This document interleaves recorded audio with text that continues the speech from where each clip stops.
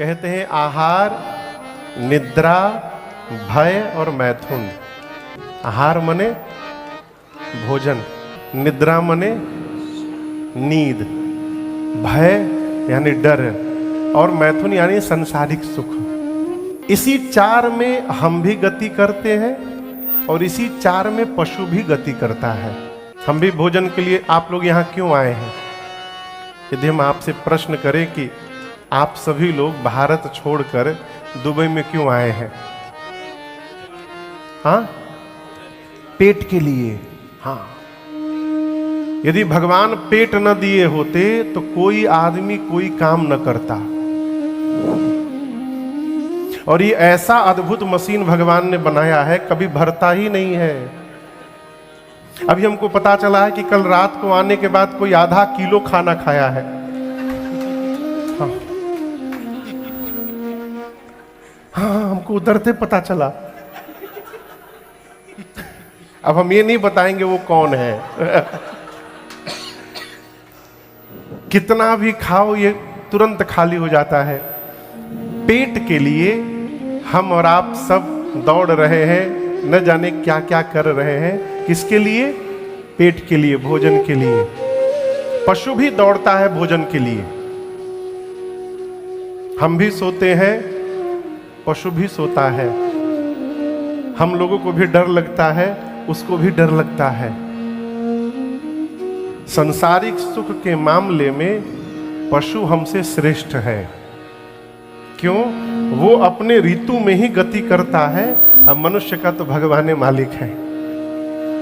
आप समझ रहे मेरी बात को ना? तो चार गति हमारी, चार गति पशु की। तो कभी एकांत में सोचिएगा उस चार पांव वाले में और हम दो पांव वाले में अंतर क्या है?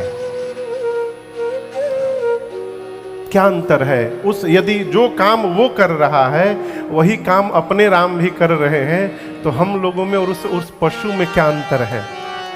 अंतर एक है। जानते हैं क्या? उस अंतर का नाम है धर्म।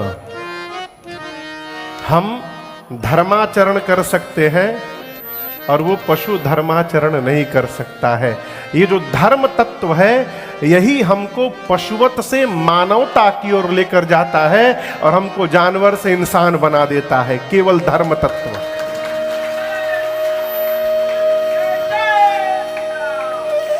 और बुरा न मानिएगा, जिस मनुष्य के जीवन में धर्माचरण नहीं है वो कितना बढ़िया कपड़ा पहन ले, कुछ भी कर ले, लेकिन वो मनुष्य के रूप में मनुष्य रूपेण मृगाश्चरन्ति, वो मनुष्य के रूप में पशुवत जी रहा है।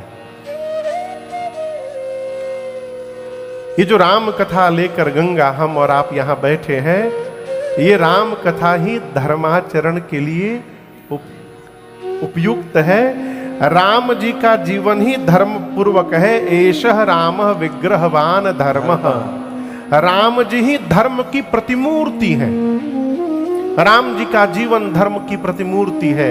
राम जी का आचार, राम जी का विचार, राम जी का आहार, राम जी की रहनी, राम जी की कहानी, पूरी जीवनचर्या धर्म का स्वरूप है। और इस धर्म के सागर में आज से हम और आप 9 दिन गोता लगाने वाले हैं। एक दो बूंद भी यदि हमारे ऊपर गिर गया तो ये मानव जीवन धन्य हो जाएगा।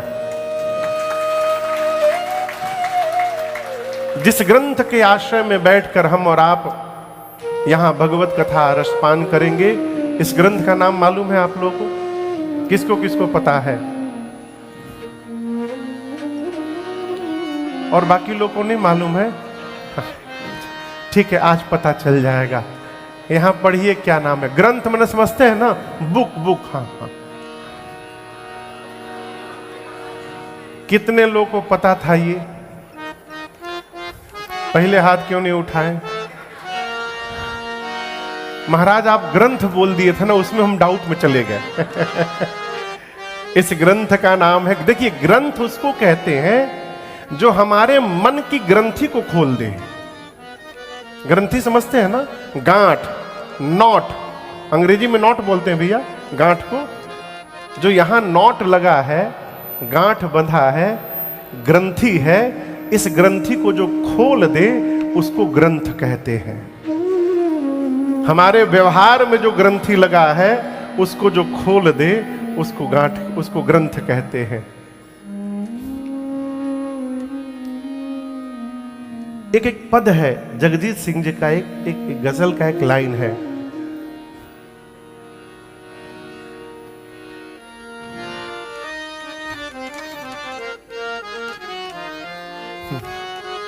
एक लाइन में सुनाता हूं।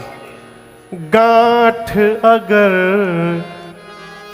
पड़ जाए तो फिर रिश्ते हो या डोर। गांठ समझ रहे हैं ना?